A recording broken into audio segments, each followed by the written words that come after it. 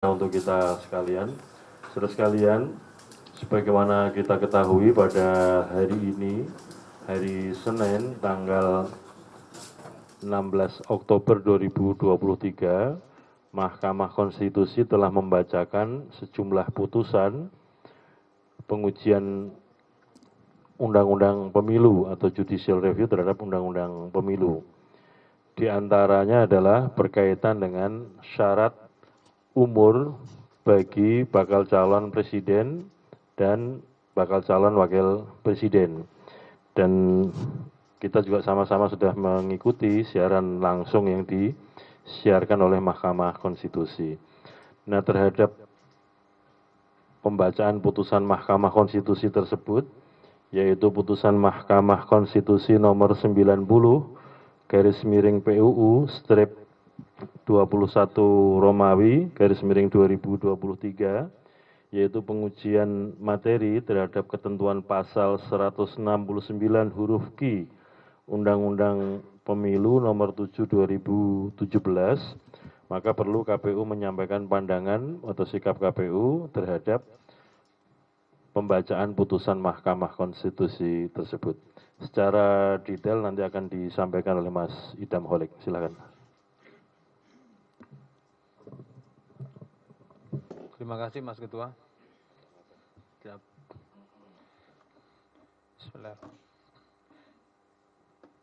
Berkenaan dengan pasal 169 huruf Q Undang-Undang Nomor 7 Tahun 2017 yang kami tuangkan dalam pasal 13 ayat 1 huruf Q Peraturan KPU Nomor 19 Tahun 2023 tentang syarat usia untuk menjadi calon presiden dan calon wakil presiden, yaitu berusia paling rendah 40 tahun.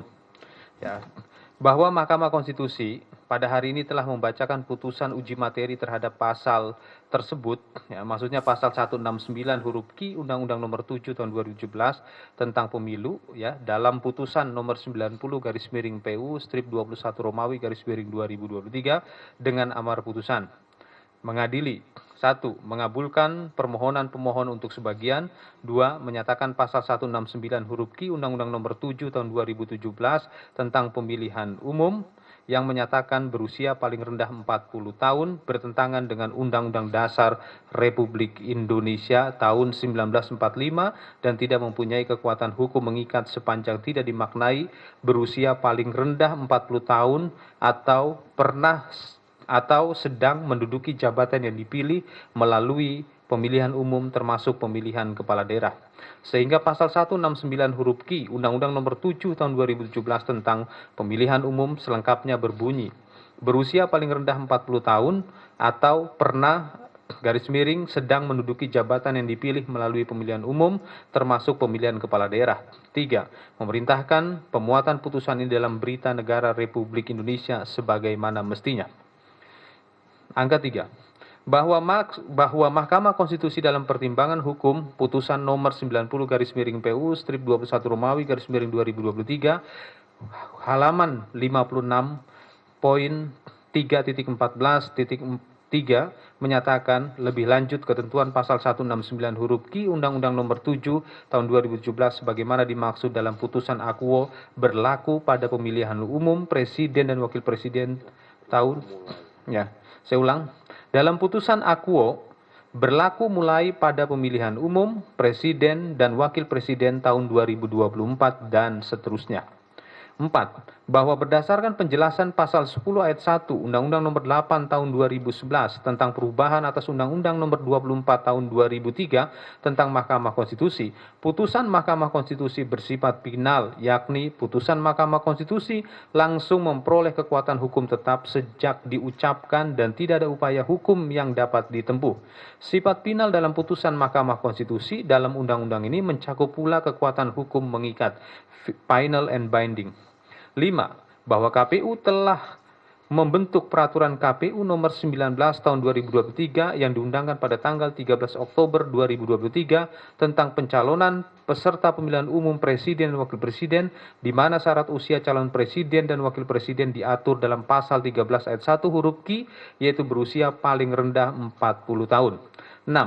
bahwa posisi KPU sebagai penyelenggara pemilu taat dan patuh pada ketentuan yang diatur dalam Undang-Undang Pemilu maupun putusan Mahkamah Konstitusi, sehingga dalam konteks putusan Mahkamah Konstitusi nomor 90/PU strip 21 Romawi /2023, KPU akan melakukan penyesuaian norma dalam peraturan KPU nomor 19 tahun 2023 dengan putusan MK tersebut. 7. Bahwa dalam hal terdapat kepala daerah dan atau wakil kepala daerah yang akan dicalonkan sebagai calon presiden atau calon wakil presiden, maka diberlakukan ketentuan pasal 171 ayat 1 dan ayat 4 Undang-Undang nomor 7 tahun 2017 yang berbunyi: 1.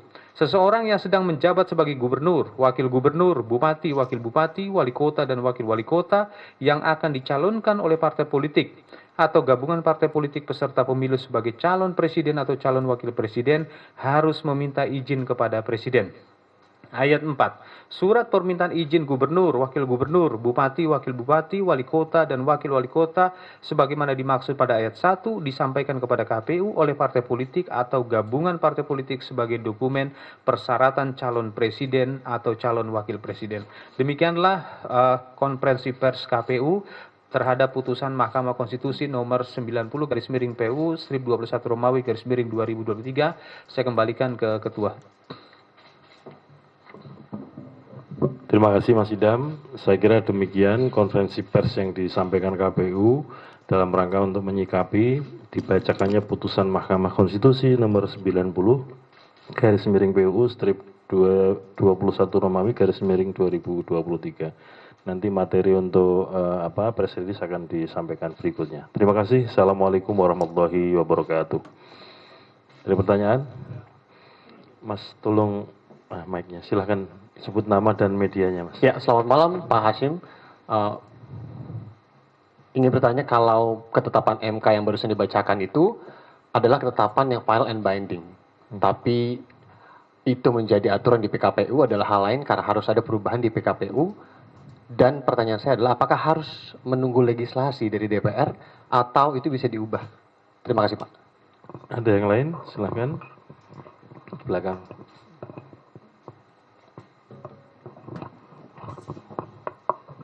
Halo, selamat malam Pak Ketua. Izin Pak Lutfi dari Kumparan, untuk hasil perubahan PKPU-nya ini akan dituangkan melalui revisi PKPU ataukah surat dinas, karena putusan kemarin kan di MA tidak merevisi dari peraturan PKPU yang terkait begitu. Kalau yang hasil MK ini bagaimana Pak untuk tindak lanjutnya begitu? Terima kasih. Ada yang lain? Depan. Assalamualaikum warahmatullahi wabarakatuh. Selamat. Selamat malam Pak Hasim, Pak Sekjen, dan Mbak Betty dan Mas Idam. Satrio dari Kantor Berita Politik Arwal. Mungkin hampir sama dengan teman-teman, hanya mempertegas tadi juga ada kayak pertimbangan dari MK yang menyatakan bahwa putusan MK berwenang memutus regulasi yang melanggar prinsip moralitas, rasionalitas, dan ketidakadilan yang intolerable.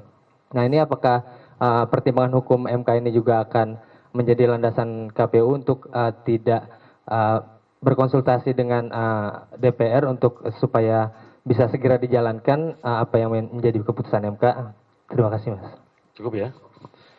Teman-teman, jadi berdasarkan putusan Mahkamah Konstitusi tersebut, sebagaimana disampaikan tadi, KPU akan melakukan kajian terhadap apa yang menjadi amar dalam putusan Mahkamah Konstitusi tersebut. Dan akan dilakukan penyesuaian norma di dalam peraturan KPU nomor 19 2023 tahun 2023 tentang pendaftaran calon presiden dan calon wakil presiden. Nanti akan kami menyusun draft perubahan atau revisi peraturan KPU tersebut dan akan kami sampaikan kepada pemerintah dan kepada DPR, dalam ini Komisi 2 DPR dalam waktu dekat. Saya kira itu.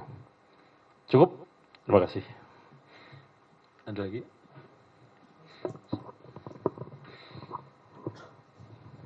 Terima kasih Mas Hasim dan Mas Idam. Mungkin agak sedikit menegaskan aja Mas ya. Soalnya setelah ada putusan MK ini kan banyak pihak mulai merespons juga. Dan ada juga yang bilang bahwa putusan MK ini tidak memiliki kekuatan legislatif sehingga harus dibawa lagi menuju ke DPR, misalkan dibahas terlebih dahulu. Nah, bagaimana respon dari KPU? Apakah ini cukup dengan PKPU saja yang nanti direvisi atau ada langkah lainnya bertemu dengan stakeholder terkait seperti DPR dan lainnya? Terima kasih. Terima kasih. Seperti yang saya sampaikan tadi, KPU akan meresponnya dengan cara tadi berkirim surat kepada dua pihak. Karena kalau di dalam Undang-Undang Pemilu, dalam pembentukan peraturan KPU kan disebutkan harus berkonsultasi kepada DPR dan kepada pemerintah. Kami sampaikan perkembangan putusan Mahkamah Konstitusi tersebut dengan merujuk kepada norma yang ada di dalam amar putusan MK. Kami sampaikan kepada pemerintah dan kepada DPR dalam rangka untuk bagaimana sikap untuk menindaklanjuti putusan Mahkamah Konstitusi tersebut. Demikian. Cukup. Terima kasih.